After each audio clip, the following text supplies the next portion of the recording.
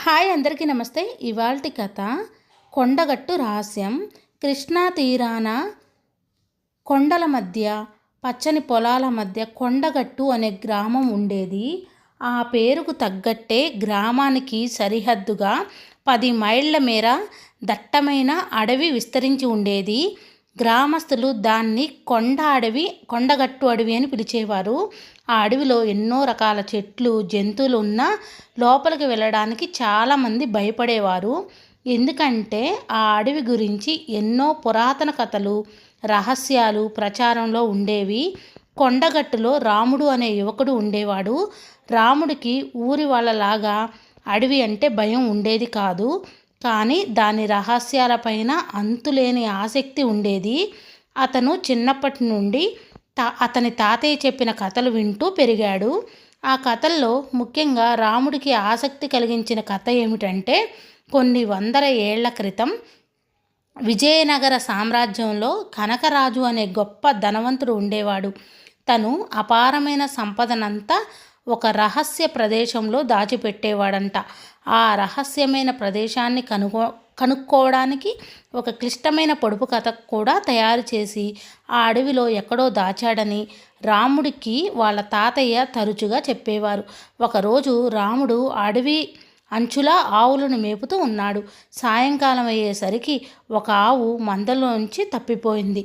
దాన్ని వెతుక్కుంటూ రాముడు అడవి లోపలికి వెళ్ళిపోయాడు. ఇంతకు ముందు ఎప్పుడూ వెళ్ళని దారిలో వెళ్ళిపోయాడు రాముడు. లోపల చాలా దూరం వెళ్ళాక అక్కడ ఒక పురాతన శివాలయం కనిపించింది రాముడికి. ఆ గుడి చాలా చిన్నదిగా, పాడుబడినట్లుగా ఉంది. దాని చుట్టూ దట్టమైన వృక్షాలు, తీగలు అల్లుకొని ఉన్నాయి. రాముడికి ఆ నిధి ఉన్న స్థలం శివాలయం ఉన్న చోటే అని అనుమానం వచ్చింది.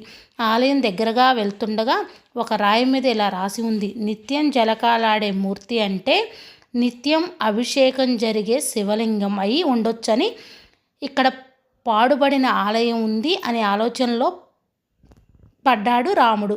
ఆ తర్వాత ఇలా చూశాడు. అడుగున ఆకాశం చూసే దారి. భూమి మీద ఉండి కూడా ఆకాశాన్ని చూడడం ఎలా సాధ్యం? అది లోతైన బావి లేదా స్వరంగం అయి ఉండాలని అనుకున్నాడు. ఆ తర్వాత పక్షులు వాలిన పొలం దక్కని చోటు అనే వాక్యాన్ని చూశాడు. పక్షులు వాలిన పొలం దక్కని చోటు అంటే చెట్టు కాదు, ఆకు పచ్చగా ఉన్న పొలం లేని చెట్టు కావచ్చేమో అని అనుకున్నాడు. ఆ తర్వాత అది ఎర్రటి రంగు కప్పుకున్న చెట్టు అనే వాక్యాన్ని చూశాడు.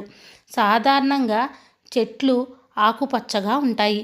ఎరుపు రంగు దేనిని సూచిస్తుంది అని రాముడు చాలాసేపు ఆలోచించాడు.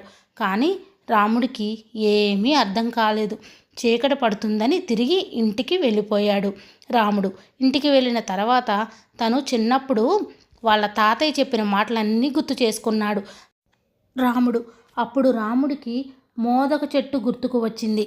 దాని వేరు ఉన్న ప్రదేశం భూమిలో ఎర్రగా ఉంటుందని పిలవడం రాముడికి గుర్తుకు వచ్చింది. పక్కన రోజున ఉదయాన్నే తన నమ్మకస్తుడైన స్నేహితుడు వసంత్తో కలిసి మళ్ళీ ఆ ప్రదేశానికి వెళ్ళాడు. మోదక చెట్టు కోసం వెతగ్గా మోదక చెట్టుని ఎతికి పట్టుకున్నారు రాముడు మరియు అతని స్నేహితులు.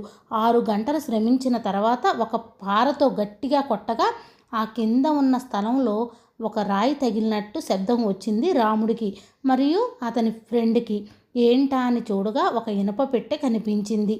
ఆయన ఆ పెట్టెను బయటకు తీసిన తర్వాత దాన్ని బాగా తుడిచి ఇందులో ఏముంది అని ఆలోచిస్తూనే రాముడు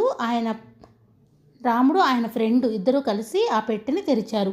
అందులో బంగారు ఆభరణాలు, వజ్రాలు, నాణాలు, విలువైన పట్టు వస్త్రాలు, ఇలా చాలా విలువైన వస్త్రాలు కనిపించాయి. ఆ పెట్టెలో ఉన్న వస్తువులన్నిటినీ పట్టుకొని రాముడు మరియు అతని ఫ్రెండ్ అయిన వసంత్ తిరిగి వాళ్ళ గ్రామానికి చేరుకొని ఆ పెట్టెలో ఉన్న డబ్బుతో గ్రామంలో ఆసుపత్రి కట్టించారు. పేదవారికి ఉచితంగా వైద్యం చేయించారు. అలానే మందులు కూడా ఇచ్చేలాగా ఆసుపత్రి కట్టించారు. మిగతా డబ్బుల్ని గ్రామస్తులకి ఇతరులకి సహాయం చేశారు.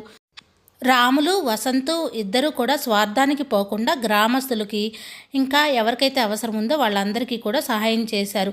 గ్రామంలో ఉన్న వాళ్ళందరూ కూడా రాముల్ని, అతని ఫ్రెండ్ అయిన వసంతుని ఎంతగానో మెచ్చుకున్నారు. రాములు సహాయం చేయడం వల్ల గ్రామంలో ఉన్న వాళ్ళందరూ కూడా చాలా హ్యాపీగా, సంతోషంగా ఉన్నారు. మనకి సంపద దొరకడం కన్నా దొరికిన ధనాన్ని ఇతరులకి సహాయం చేయడంలోనే నిజమైన ఆనందం, గొప్పతనం ఉందని ఈ కథ ద్వారా తెలుస్తుంది. ఈ కథపై మీ అభిప్రాయాన్ని కామెంట్ రూపంలో తెలియజేయండి. మన ఛానల్ని ఫస్ట్ టైం చూస్తున్నట్టయితే సబ్స్క్రైబ్ చేసుకోండి. Thank you for watching. Bye అండి.